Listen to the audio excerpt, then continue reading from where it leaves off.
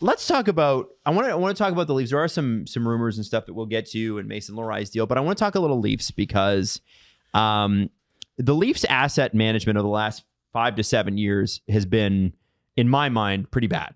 And Topi Niemela is now going to Europe. That is officially signed. He's going back. This is a former second-round pick, smallish defenseman. Definitely doesn't fit the Brad Treliving type. Definitely fits the Kyle Dubas type, although Kyle probably could have traded for his rights if he had wanted them. The problem isn't that he's not a Brad Treliving type. The problem is he stopped being good.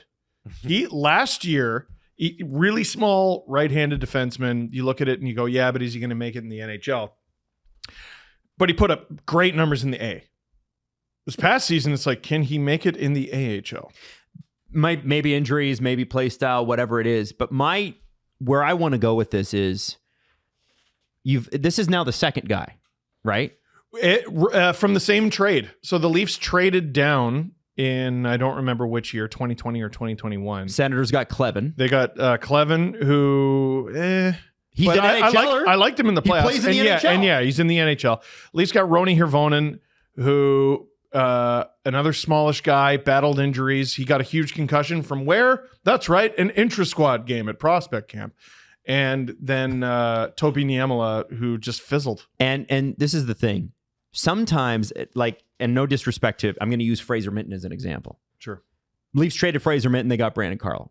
I will back that trade 100 times out of 100, no matter where the Leafs go with this, because you just don't know what these prospects are going to be. Well, and I think Fraser Mitten's a good player. I think he'll probably play NHL games. I have no idea if he's going to ever rise above what we got, which is, it was like when they drafted Freddie Gauthier, it's like, yeah, he tops out as maybe a third liner, and the Leafs tried him there, and it didn't work. Fraser Minten might already be what Freddie Gauthier tops out as. This is where... Yeah, it's probably true. It's disrespectful to Fraser Minten, who I like immensely. I think where I get frustrated is the Leafs not only allowed for quote unquote own rentals to leave for nothing. Mm-hmm. And I said it at the time, and I will say it now.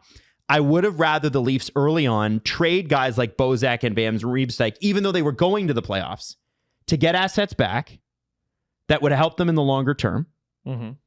And when they hung on to guys like Hirvonen and Niemela, or even hung on to the picks and didn't make moves at the deadline with those picks, with that Clevin pick, this is where I feel like it's such a damn shame. This is a second rounder. A second rounder gets you a lot in the NHL. Man, Mason Marchment got traded for less than a second rounder. No, Adam, let me tell you something. Mason Marchment.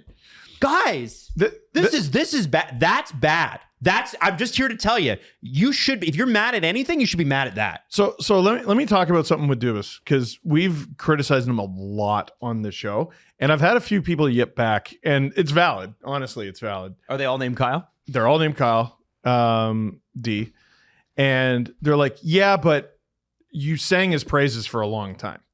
Yes, and he, first of all, wasn't bad the whole time. And also, we were excited for this young team that's on the up and things are getting better. Mm-hmm. Surely this guy is part of the reason that they're getting better. But also... We also have to remember what they were before. Kyle Dubas was a huge upgrade on that. They were dog ass. This guy wasn't even 30. Yeah. This wunderkind. And all right, what's your new trick? Oh, it's the same as the old trick. And the old trick. And the old trick. The trading down thing with Dubas, the logic... There were so many things with him where I'm like, the logic's there. That's perfect. That's great. So, okay, if you're going to do all these own rentals, which you obviously don't love. I hated that. I hated it at the time. I hate it now. But we're going forward and we're trying to be as good as we can now. If you're going to do that sort of thing, what do? You trade back. To get more assets. So you get more assets. Here's the problem. In almost every trade back deal, they didn't hit. No. And it looks even worse because... Some of the picks that were the higher pick that they traded away, the team that they traded with did hit. Whatever you think Clevin tops out as, they hit. He's playing NHL games. That's more than Hirvonen and Niemela.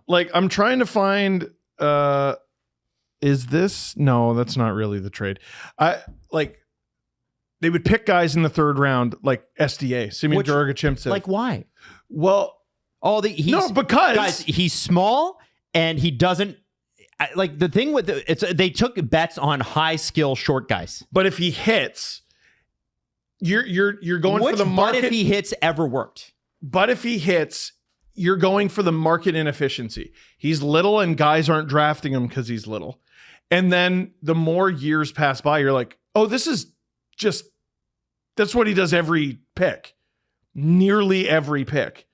And then, well, that's the guy who drafted Matthew Nyes. And then you find out he wanted to trade down again. And Wes Clark was like, you idiot, don't. Which is why Dubas stole him and took him to Pittsburgh. Because how many post first round picks did the Leafs hit on during that era? I mean, Joseph Woll is one of them. Joseph Woll is one of them. Matthew Nyes is another one. He was not a first round pick. Right. Currently on the roster. Are you counting the guys they didn't keep? Like Dursey was second round. Yeah. Andreas Janssen. Dursey. Okay. Here's Nick why Robertson? Dursey counts. Dursey counts because you traded him for Muzzin, who was a useful Leaf for a while. Totally. Yep. Right. So that's not like, the one who got away. No, you knew what you had. You used the second rounder on him and you traded him for someone who is good now. Fraser Minton, same thing. Mm-hmm. Yeah. When he makes the NHL. Yeah, and you used him. Yeah, that's what I'm saying. Like the same where you use Jersey to get something. That's true. That's true. Yeah. My only problem with this conversation is I think right now we're yelling at ghosts.